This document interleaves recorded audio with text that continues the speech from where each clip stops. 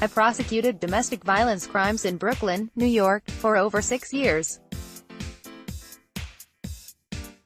One of the things that struck me while reading the allegations against Schneiderman was how they seemed to tick off the checklist of lethality factors that prosecutors look for to identify a perpetrator of abuse who may have an enhanced risk of eventually causing the death of an intimate partner. If a file with the facts as the New Yorker presented them about Schneiderman was handed to any prosecutor with domestic violence experience, the pattern would raise red flag after red flag. Individually, Schneiderman's alleged efforts to exert control over women's physical appearance, his attempted strangulation, threats to kill, his drug use and alcohol abuse would be lethality factors. The fact that he allegedly committed each of these behaviors with 3 separate intimate partners is mind-boggling.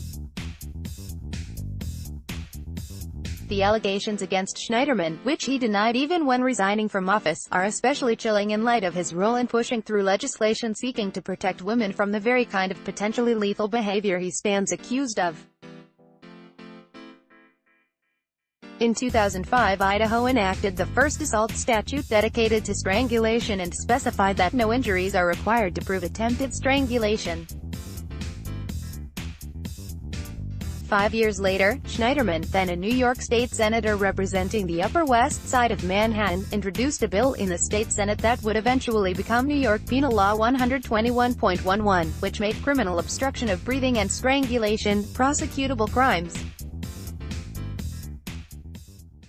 As a young prosecutor, I was excited to see the legislature fill a real gap in the law in a way that would positively affect very vulnerable people. In 2012, I was one of the first states in the state to prosecute a felony strangulation at trial. In that case, the defendant was convicted of criminal obstruction of breathing, Schneiderman's law, 2 counts of assault, and stalking for trying to strangle his ex-girlfriend in her bathtub while her daughter watched, and continuing to call and write her for months after. In that case, I had a New York medical examiner testify that the victim's breathlessness and significantly deeper voice on her 911 call was consistent with the symptoms of strangulation. As strangulation was becoming recognized as an important factor to assess the victim's safety, it was also a frustrating and difficult offense to prosecute. In New York and many states, even the lowest level of misdemeanor assault requires that the victim sustain a physical injury. Most stabbings, beatings, and shootings establish a visible bruise or laceration, and the severity of it, and the use of a weapon helps the police and prosecutors determine which assault statutes to apply. There is a reason why "go for the jugular" indicates a particularly depraved brutality. With a very light amount of force applied briefly, the injury can be lasting and dangerous. An effective and lethal strangulation can happen so quickly that the tissue around the victim's neck does not retain visible marks, bruises or visible swelling, yet the loss of oxygen can produce a traumatic brain injury. Loss of consciousness can occur in 5 to 10 seconds. Symptoms of an injury from non-fatal strangulation, like petechia that present on the skin or eyeballs, a change in voice, difficulty breathing, internal swelling and difficulty swallowing can be proven but require training and resources to detect. Only the best-funded police departments can afford the $2,600 LED cameras necessary to record internal swelling. In 2008, a study conducted by researchers at Johns Hopkins and the University of Virginia found that non-fatal strangulation was an important risk factor for homicide of women. We know that if a woman and a man were both strangled by another person, the woman was 10 times more likely to die.